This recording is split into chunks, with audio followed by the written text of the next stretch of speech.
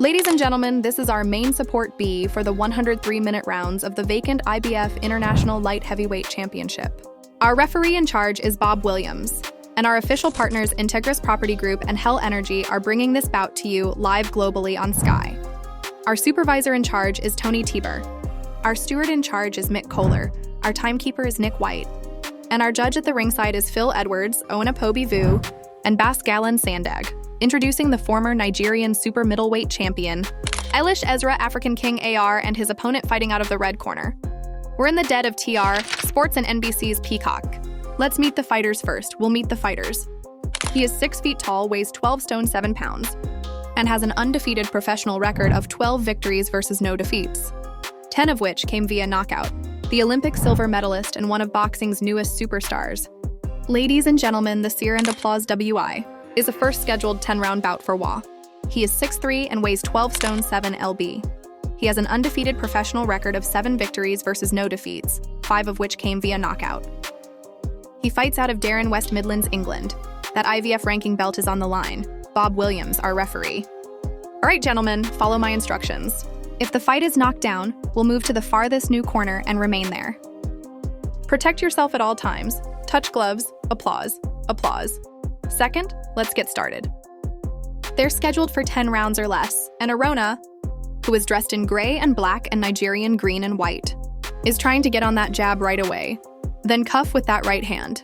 A little shake of ahead there from Applause.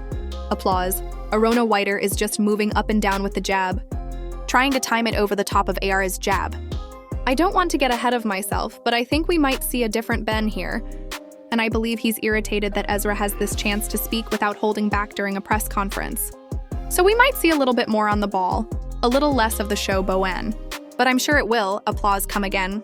Just trying to try and coal that right hand in around the back of.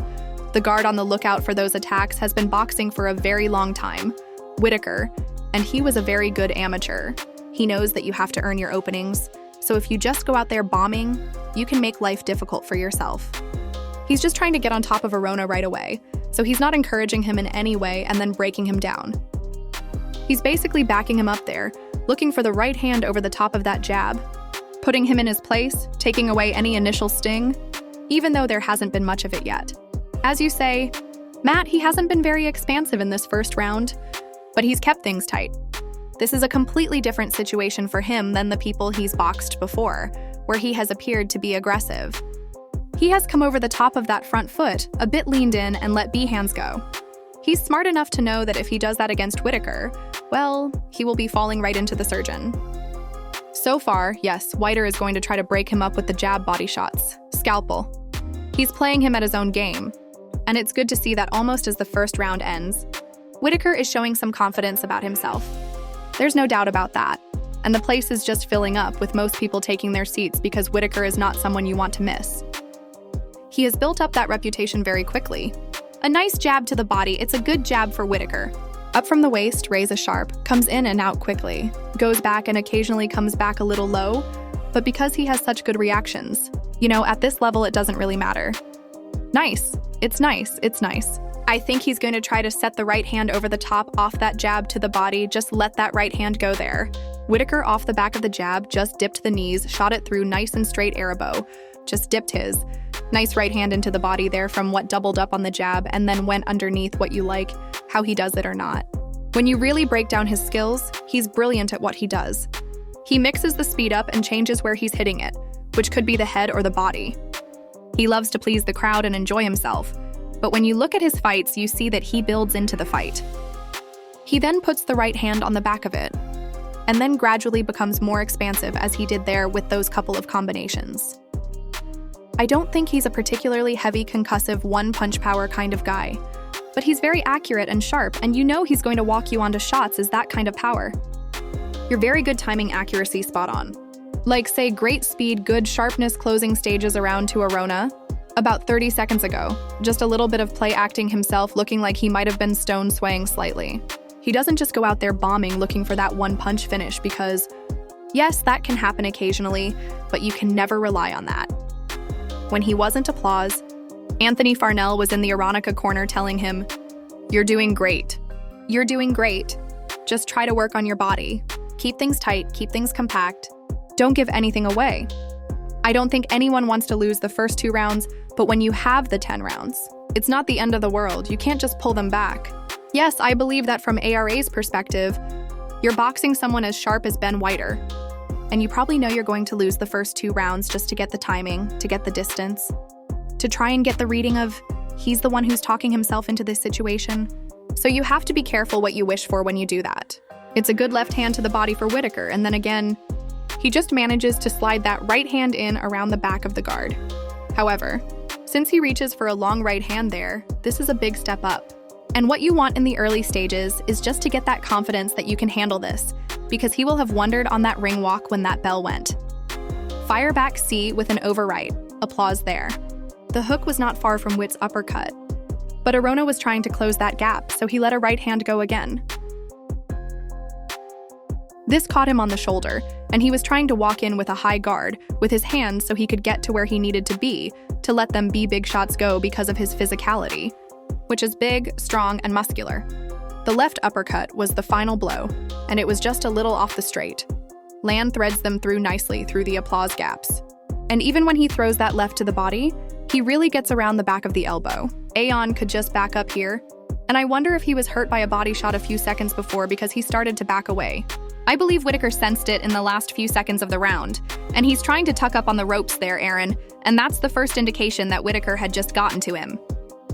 The 4th round is scheduled for 10, and Ben Whittaker in the denim Ezra Arenyeka in the sparkle in green and white from his native Nigeria moved to America when he was 14 years old with his family, graduated high school there, and then moved to the UK.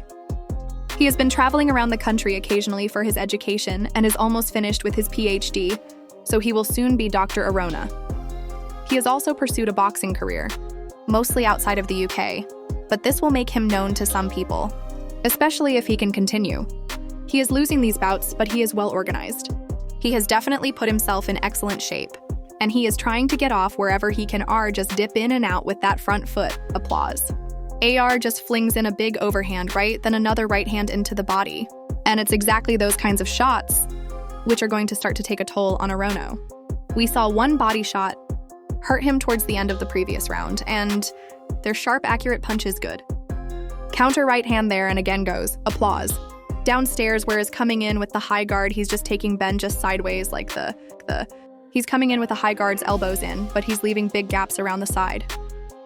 Ben is just touching them up, and when he brings the elbows in, he's just whacking them around the side into the last minute of round 4. He starts with the left hook and then tries to sit down on his right hand a little bit to get that jab away every now and then. Arenyeka, but he hasn't done much punching this round. So I believe it's safe to say that's because he usually gets caught when he tries something.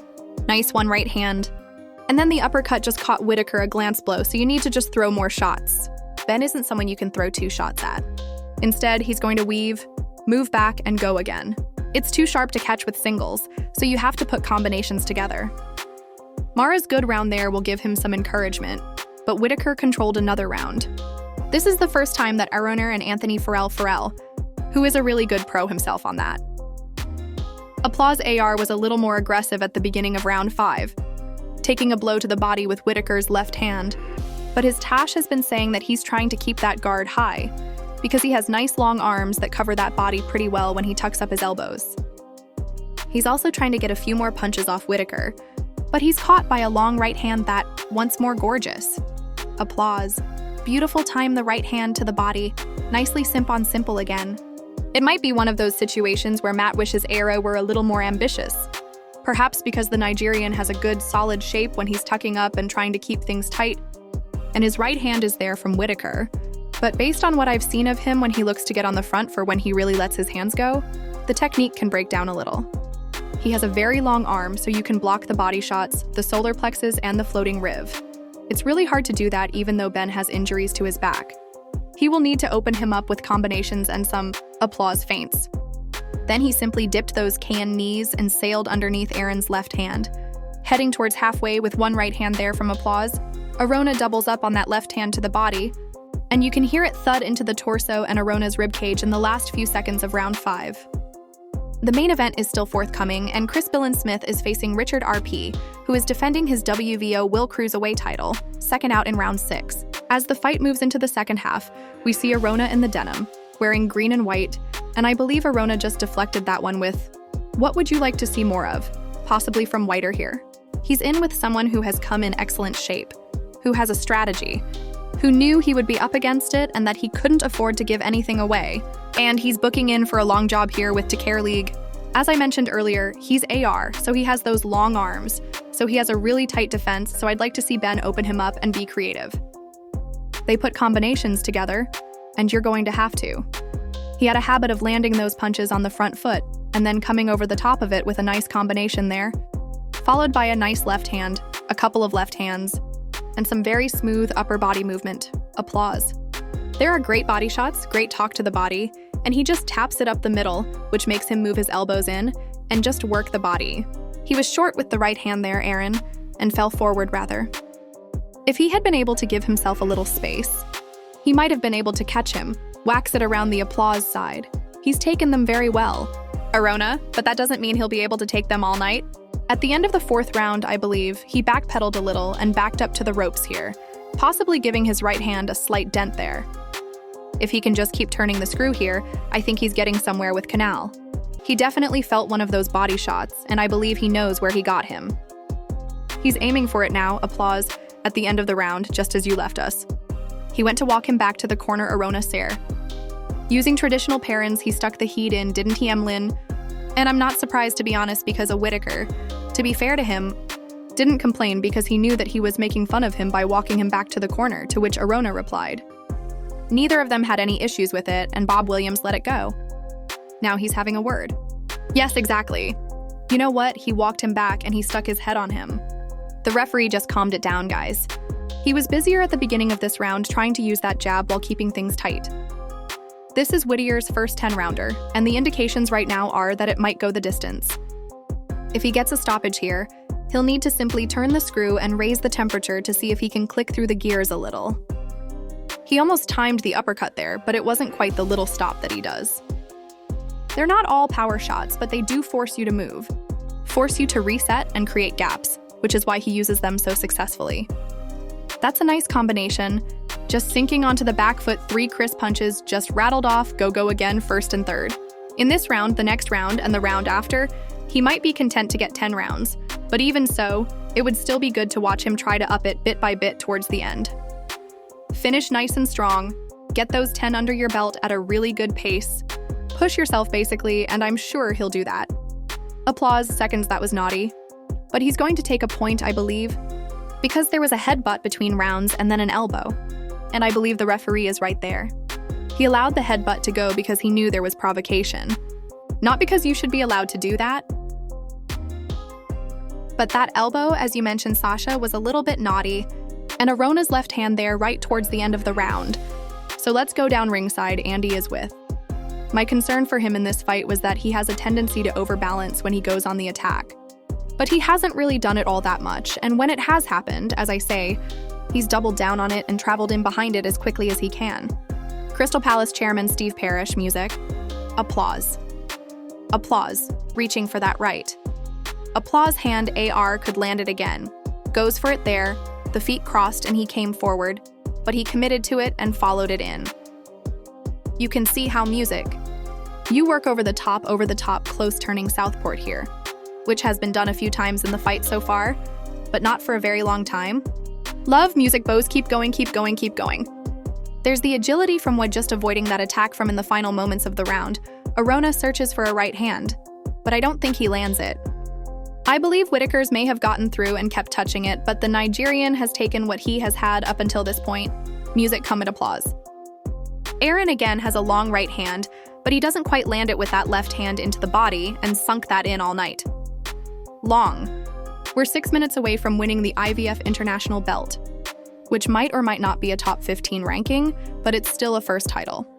Nevertheless, Arenyeka keeps moving forward and makes a nice little spin of his own there towards that blue corner.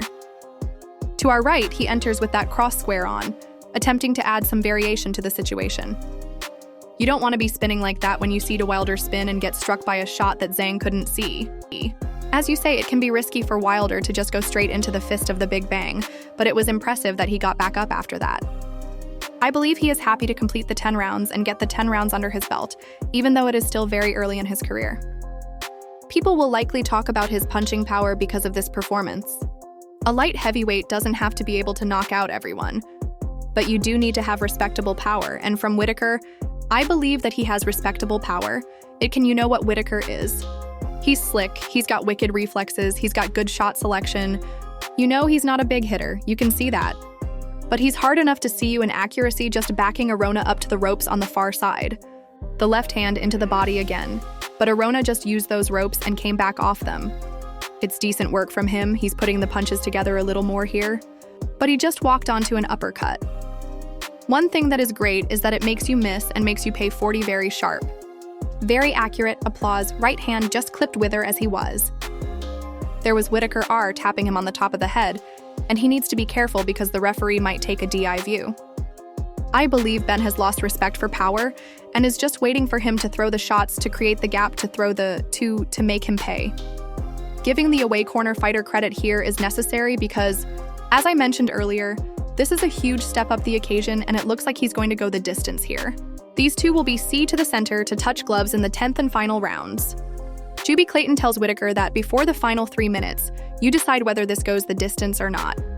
The Nigerian has landed some shots in his fight, but he has frequently just been pulling away, pulling off the punch, so they haven't really landed too solidly. Selecting from what we've seen thus far, I would be impressed if he succeeds in doing that, man. If he pursues it and completes that, I know it will be difficult. But I also think it will be a moral victory for him to see the final bell to go those 10 rounds. G-Shield has come out there. Applause, applause.